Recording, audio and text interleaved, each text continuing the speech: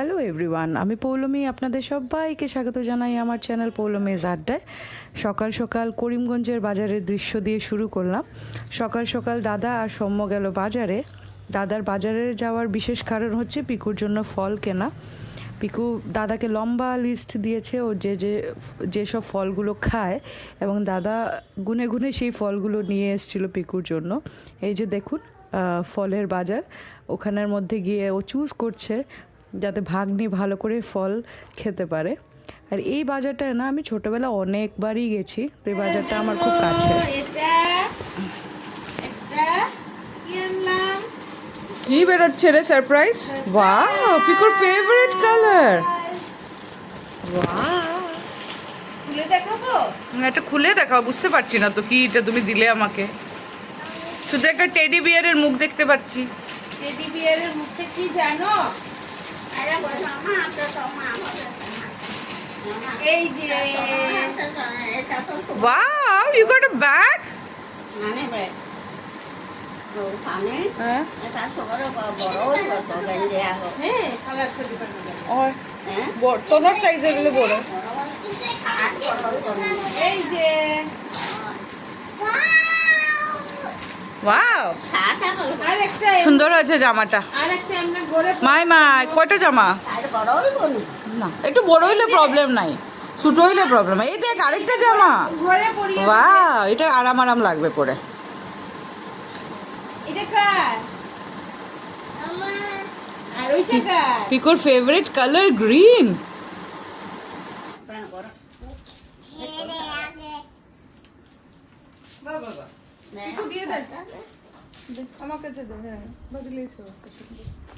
আমি যখন শিলচর আসছিলাম তখন আমি পিকুর জন্য অনেকগুলোই জামা কাপড় প্যাক করেছি। ছোট বাচ্চা বলে কথা, জামা কাপড়ের প্রয়োজন বেশি।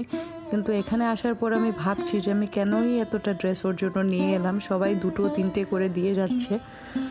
সে যাই হোক, আসল কথা হচ্ছে বছরে 2 বছরে একবার করে আসি তো, আর তার মধ্যে বাড়ির সবচেয়ে ছোট বাচ্চা বলে কথা, তাই ও খুব বেশি প্যাম্পার্ড সবার কাছে। তো ছোট পিসির বাড়ি থেকে এবার আমরা বেরিয়ে পড়লাম। আমাদের নেক্সট ডেস্টিনেশন হচ্ছে মেজো পিসির বাড়ি। আমার বাবারা হচ্ছেন 4 ভাই আর 3 বোন। তার মধ্যে এখন শুধু আমার বাবার ছোট কাকুই আছেন, আর এদিকে আমার মেজো পিসি আর ছোট পিসি। তো মেজো পিসি এখন অনেকটাই অসুস্থ হয়ে পড়েছেন। আরও অসুস্থ হয়ে পড়েছেন যখন আমার দিদি মারা যায়। দিদি মানে হচ্ছে মেজো পিসির মেয়ে, যাকে আমি ছুরদি ভাই বলে ডাকতাম। ও খুবই অল্প বয়সে ক্যান্সার রোগে আক্রান্ত হয়ে মারা যায়। তো ওর একটা মেয়ে আছে। এই যে ফটোগুলো দেখতে পাচ্ছেন, তো পিসি এখন ব্যাড রিডেনই বলতে পারেন। তো আমি 1-2টো ছবি নিচ্ছিলাম, বাট আমার আর নিতে খুব একটা ভালো লাগেনি। এটা কি হয় না, যখন মানে যাকেই দেখি সবাই অসুস্থ, এরকম কোনো বাড়ি নেই যেখানে গিয়ে মানে শুনতে পাওয়া যায় যে সবাই সুস্থ আছে। কেউ না কেউ কোনো কারণে অসুস্থই থাকে। সে যাই হোক, আর পিকুকে দেখুন পুরো বাড়ি ঘর সে ঘুরে দেখছে। পিসিদের বাড়িটা অনেকটাই বড়।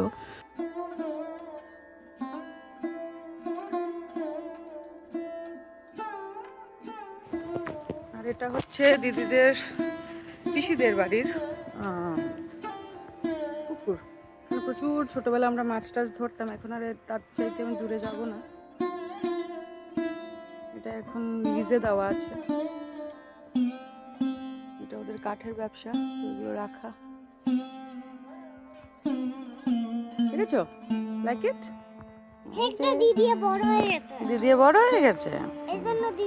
আর এই যে দেখছেন, ও হচ্ছে দিদির মেয়ে। জাস্ট 12 দিয়ে ও মানে ও বাড়িতে থাকে না, এখানে থাকে না, ও হোস্টেলে থেকে পড়াশোনা করে। তো ও এসছে ছুটি কাটাতে, তো ওর সাথেও দেখা হয়ে গেল। আমরা যেহেতু বম্বেতে থাকি, এবং বম্বেতে পুরোপুরি কনক্রিট সব কিছু, ম্যাচ বাক্সর মতন ঘরগুলো। পিকু এখানে এসে খুবই আনন্দে ছিল।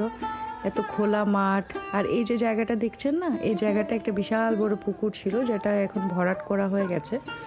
এখানে দিদি থাকতে সময় অনেক গাছ, সবজি, এসব ছোটোখাটো ওদের বাড়িতে খাওয়ার মতন সবজি লাগানো হতো।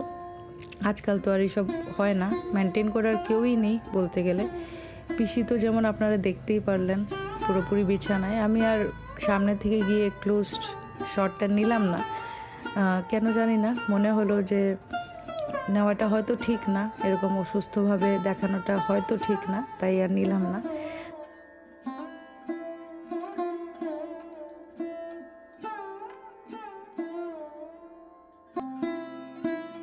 পিকু এসব দেখে এত খুশি ছিল যে ওখান থেকে ও আসতেই চাইছিল না। ও ফুল গাছপালা এগুলো এমনিতেও ভালোবাসে, আর এখানে ওর তো পুরো খোলা স্পেস ছিল, ওকে আর কে পায় খুঁজে।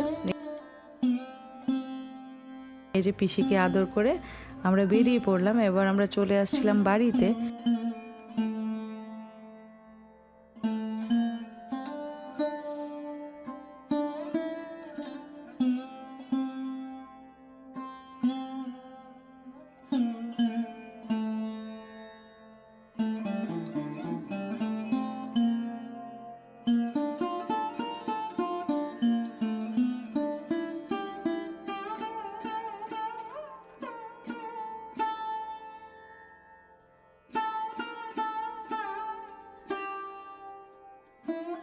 বাড়ির পথে যাওয়ার সময় আমরা একটা শিব মন্দিরে একটু প্রণাম করে গেলাম। এই শিব মন্দিরটা খুবই জাগ্রত।